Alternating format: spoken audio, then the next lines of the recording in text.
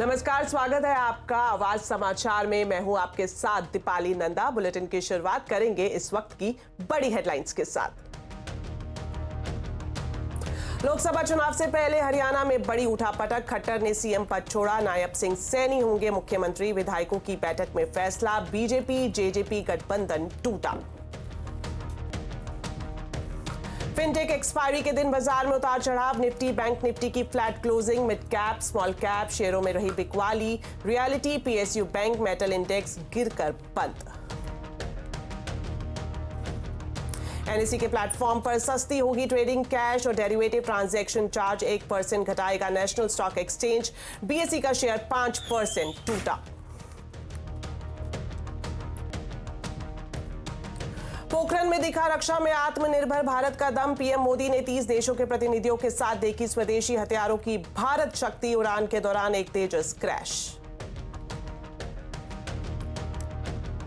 Housing society भी उठा सकती है पीएम सूर्य घर योजना का फायदा। प्रति फ्लैट 3 किलोवाट के हिसाब से मिलेगी सब्सिडी। हमसे एक्सक्लूसिव बातचीत में new energy secretary Bhupendra Singh Bhalla ने बताई सब्सिडी योजना की बारीकियां। महिलाओं के लिए यूबीएल की नई पेशकश। Queen Fisher beer launch, Goa से बिक्री शुरू।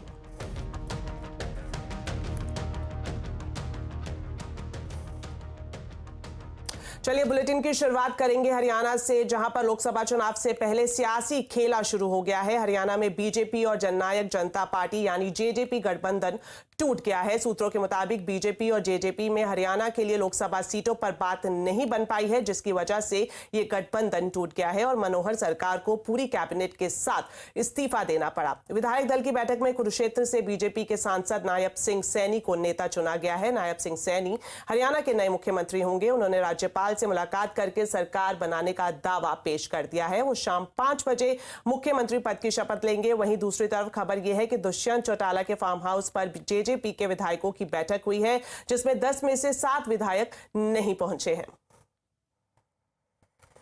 हरियाणा में मुख्यमंत्री का चेहरा बदले जाने पर कांग्रेस नेता कुमारी शैलजा ने निशाना साधा है। उन्होंने कहा कि बीजेपी चेहरा बदले या नकाब, विकल्प कांग्रेस ही है। गठबंधन क्यों टूटा, क्या कारण हुआ, इसके बारे में पता चलना चाहिए। भाई आप देश भर में घूम रहे हैं, कभी किसी से गठबंधन कर रहे हैं, कभी किसी से कर रहे हैं, लेकिन हरियाणा में 5 साल आपने सरकार चलाई और जितनी बुराइयां थी आप एक धड़े के ऊपर थोप कर अपने आप को पाक साफ दिखाना चाहते हैं। मुख्यमंत्री को बदल रहे हैं और ये सोचते हैं कि अब इस तरह का एक और नकाब अपने चेहरे पर लाएंगे और ये कि हरियाणा की जनता को फिर से बरगला देंगे। ऐसा नहीं होगा। हरियाणा में क्यों टूटा बीजेपी जेजेपी गठबंधन और क्यों बदल गई खट्टर सरकार, आज आवाज अड्डा में इसी पर करेंगे बड़ी चर्चा शाम 7:57 पर। 15 जनवरी को मणिपुर से शुरू हुई कांग्रेस नेता राहुल गांधी की भारत जोड़ो न्याय यात्रा अब अपने अंतिम चरण में है। आज भारत जोड़ो न्याय यात्रा महाराष्ट्र के नंदुरबार पहुंच गई है, जहां यात्रा का जोरदार स्वागत हुआ है। नंदुरबार में राहुल गांधी ने मेगा रोड शो भी किया और सीबी पंप ग्राउंड में आदिवासी न्याय सभा को संबोधित किया। 14 साल बाद गांधी परिवार के किसी नेता की यहां बैठक होने से कांग्रेस पार्टी के नेताओं, पदाधिकारियों और कार्यकर्ताओं में उत्साह का माहौल है। 20 मार्च को महाराष्ट्र में भारत जोड़ो न्याय यात्रा का समापन होगा। इससे पहले 17 मार्च को राहुल गांधी मुंबई के शिवाजी पार्क में जनसभा कर चुनाव प्रचार का शंखनाद करेंगे।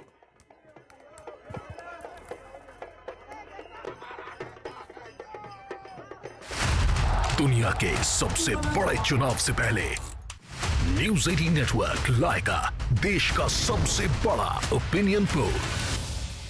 21 राज्य, 518 संसदीय सीट, 1 लाख से ज्यादा लोगों की राय, देश की जनता से सीधा संवाद और उनकी राय। एक सबसे बड़ा पोल, 20 चैनल्स, 16 वेबसाइट्स पर। अब तक नहीं हुआ ऐसा opinion poll. News 18 mega opinion poll शाम 6 से रात 10 बजे 13 और 14 मार्च सिर्फ न्यूज़ 18 नेटवर्क पर। चलिए अब बात करेंगे बाजार की। आज फिनटेक एक्सपायरी के दिन बाजार में उतार चढ़ाव रहा। सेंसेक्स 165 अंक चढ़कर 73,668 पर बंद हुआ। वहीं निफ्टी 3 अंक चढ़कर 22,336 पर बंद हुआ। आइए मार्केट का पूरा हाल समझते हैं सुमित से। तो सुमित बताएं आज बाजार की हाइलाइट्स क्या रही? देखिए, आज फिर निफ्टी एक्सपायरी का दिन था। भारतीय बाजारों में वैसे तो वोलेटिलिटी देखने को मिली, लेकिन एक्चुअल में अगर आप प्रेशर देखेंगे तो मार्केट्स में आपको दिखाई पड़ेगा ब्रॉडर मार्केट्स के अंदर, जहां पर मिड कैप स्मॉल कैप एक अच्छी खासे डैमेज के साथ कामकाज कर रहा था। फ्रंट लाइन इंडेक्स के अंदर बहुत ज़्यादा कोई मूवमेंट इतना नेगेटिव नहीं था। इनफैक्ट फ्रंट लाइन तो फ्लैटिश साइड पे जाके बंद होता हुआ दिखाई पड़ा। लेकिन अगर आप मिड कैप देखेंगे, स्मॉल कैप देखेंगे तो वहाँ पर ज़्यादा डैमेज था। Mid cap index, small cap index में 1.5% से 2% तक की बिकवाली थी और कैश मार्केट के शेयरों में कई शेयर तो लोअर सर्किट की तरफ कामकाज करते हुए दिखाई पड़े थे। तो अच्छी खासी बिकवाली वहाँ थी। आज थोड़ी बहुत खरीदारी जो बिकवाली थी वो थी रियल्टी में, पीएसयू बैंक्स के अंदर, जहां पर प्रेशर था। पीएसयूज में ज़्यादा प्रेशर था। इसके अलावा फार्मा, एफएमसीजी, यहां पर भी कुछ हद तक दबाव देखने को मिला। लेकिन थोड़ी बहुत खरीदारी थी आईटी स्पेस में, जो थोड़े रिस्पाइट के साथ कामकाज कर रहे थे। ऑटो और एनर्जी स्पेस के अंदर भी थोड़ी बहुत बिकवाली देखने को मिली। ओके सुमित, ये भी जानना चाहेंगे कौन से सेक्टर्स और शेयर्स ऐसे रहे जिसमें सबसे ज्यादा एक्शन आज दिखाई दिया? देखिए, पहले निफ्टी के टॉप गेनर्स को लेकर आएंगे कि कहां पर आज खरीदारी होते हुए दिखाई पड़ी। तो ओवरऑल आज निफ्टी के टॉप गेनर्स में नाम रहा एचडीएफसी बैंक का। 2.5% के आसपास की तेजी यहां पर आते हुए दिखाई पड़ी। इसके अलावा कुछ और नामों में जहां पर एक अच्छे मूव देखने को मिले तो उसमें टीसीएस करीब 2% ऊपर रहा। साथ साथ मारुति करीब 1% के आसपास की खरीदारी यहां बनते हुए दिखाई पड़ी। बिकवाली वाले शेयरों में अदानी इंटरप्राइजेस 2.5% नीचे, सिप्ला 2.5% नीचे, ग्रासिम 2.5% की बिकवाली और अदानी पोर्ट करीब 2% के आसपास की बिकवाली यहां पर आते हुए दिखाई पड़ी। साथ ही साथ आज मिड कैप में एचईजी लीड कर रहा था, 8% की तेजी। इंगरसॉल रैंड 4.5% ऊपर, इंडिया मार्ट 2.5% ऊपर और महानगर गैस करीब 2.5% की तेजी यहां देखने को मिली। गिरने वाले शेयरों में स्वान एनर्जी करीब 20% का लोअर सर्किट एक समय पर लगा। गॉडफ्रे फिलिप्स 11% नीचे, इन्फीबीम 9.5% नीचे और एलगी इक्विपमेंट्स करीब 7.5% की बिकवाली यहां पर आते हुए दिखाई पड़ी।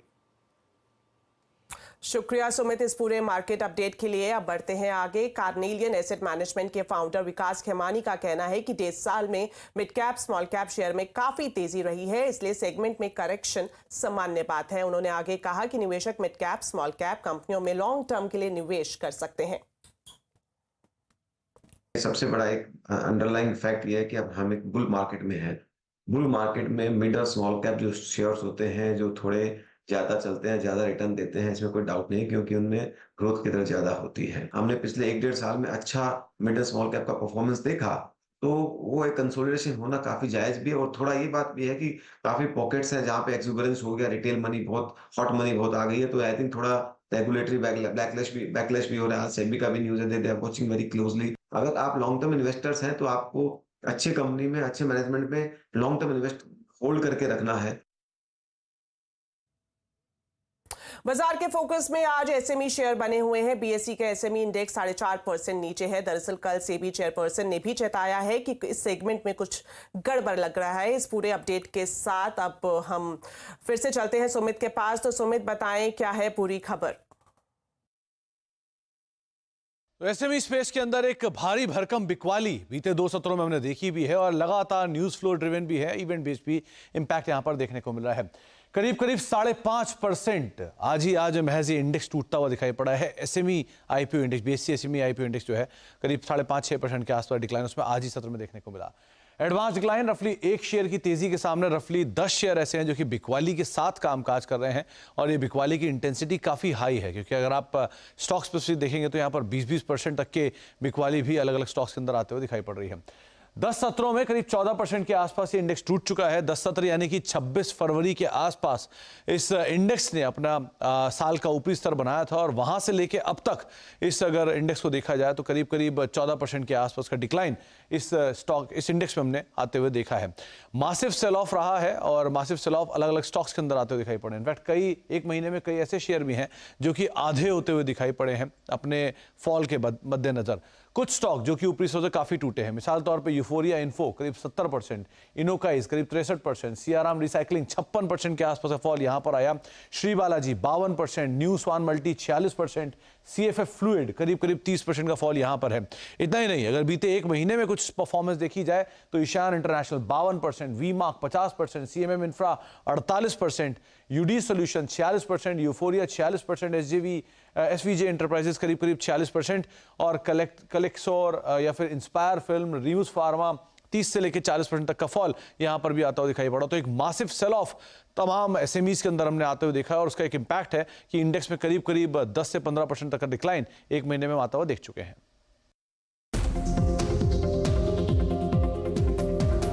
निफ्टी और लार्ज कैप अंडर वैल्यूड है, लेकिन मिड कैप और स्मॉल कैप बहुत ओवर वैल्यूड है। और कई मिड कैप और स्मॉल कैप, मुझे हैरानी नहीं होगी, ये साइकिल्स होती है मार्केट की, कई मिड कैप्स और स्मॉल कैप्स यहाँ से 40 से 60% गिर सकते हैं।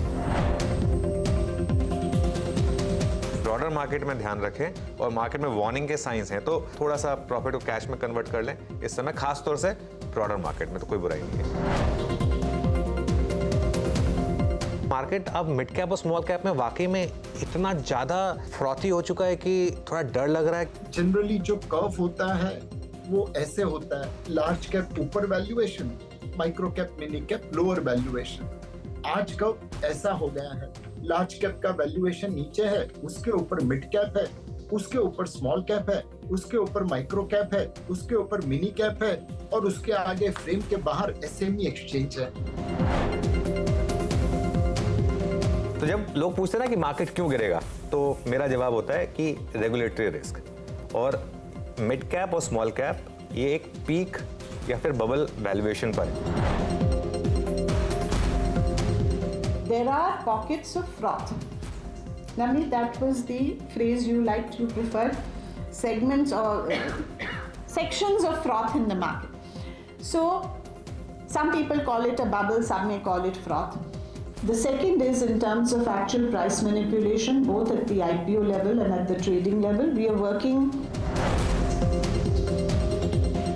अगर आप CNBC आवाज के साथ जुड़े रहे हैं तो पिछले 2 महीने से हम लगातार ये हाईलाइट कर रहे हैं कि अब मिड और स्मॉल कैप्स में आपको बच के रहना है, मार्केट में रेगुलेटरी रिस्क है।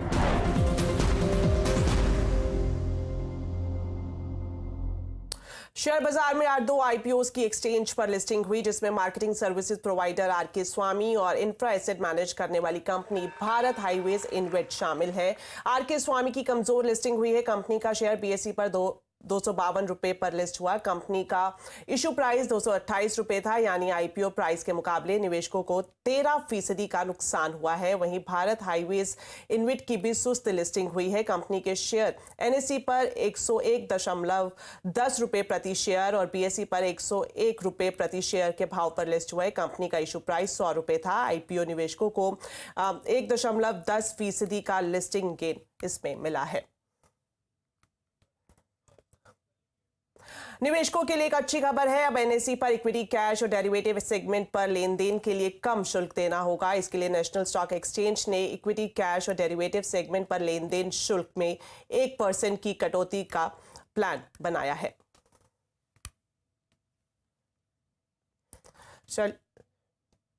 चलिए, फिलहाल वक्त हो गया एक छोटे से ब्रेक का, लेकिन खबरें अभी और भी हैं। आप देखते रहिए आवाज समाचार। ब्रेक के बाद आपका स्वागत है। अब कुछ और खबरें। प्रधानमंत्री नरेंद्र मोदी आज राजस्थान दौरे पर रहे। जैसलमेर के पोखरन में 30 से ज्यादा देशों के प्रतिनिधियों के साथ पीएम मोदी ने भारत शक्ति का युद्धाभ्यास देखा। इस दौरान तीनों सेनाओं के स्वदेशी हथियारों की ताकत दिखाई गई। भारतीय नौसेना ने एंटी शिप मिसाइलों का प्रदर्शन भी किया। भारतीय वायुसेना ने स्वदेशी रूप से विकसित हल्के लड़ाकू विमान तेजस, लाइट यूटिलिटी हेलीकॉप्टर और उन्नत हल्के हेलीकॉप्टर तैनात किए। इस लाइव फायर में आत्मनिर्भर भारत की झलक देखने को भी मिली। अभ्यास में भाग लेने वाले भारतीय सेना के कई हथियारों के साथ साथ T-90 टैंक, धनुष और Sarang gun system, logistic drone, robotic missiles की सीरीज भी शामिल रही। पीएम मोदी ने विपक्ष पर निशाना साधते हुए कहा है कि दशकों तक देश पर शासन करने वालों ने सेना में खरीद के दौरान सबसे बड़ा घोटाला किया था और रक्षा जरूरतों के लिए विदेशी पर अपने भारत को निर्भर रखा। कि जिन्होंने दशकों पर देश पर शासन किया, वो देश की सुरक्षा को लेकर गंभीर नहीं रहे। हालत ये थी कि आजादी के बाद देश का पहला बड़ा घोटाला सेना में खरीद के दौरान ही हुआ। उन्होंने हमारी ऑर्डिनेंस फैक्ट्रियों को बर्बाद कर दिया था। उन्होंने एचएएल को बर्बादी के कगार पर पहुंचा दिया था। हमने एचएएल को रिकॉर्ड प्रॉफिट लाने वाली कंपनी में बदल दिया। उन्होंने जानबूझकर भारत को रक्षा जरूरतों के लिए विदेशों पर निर्भर रखा।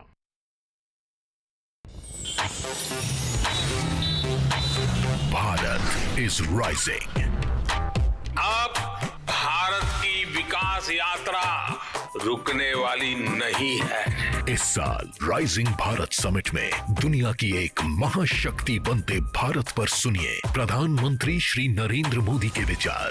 Dream sports presents news 18 rising Bharat summit in partnership with Hindustan times 19 और 20 मार्च। प्रधानमंत्री नरेंद्र मोदी ने आज गुजरात के अहमदाबाद में 1 लाख करोड़ रुपए के प्रोजेक्ट की सौगात दी है। प्रधानमंत्री ने 10 नई वंदे भारत ट्रेन को हरी झंडी दिखाई। इसके साथ ही मिशन गति शक्ति के तहत कई कार्गो ट्रेन की शुरुआत भी की गई है।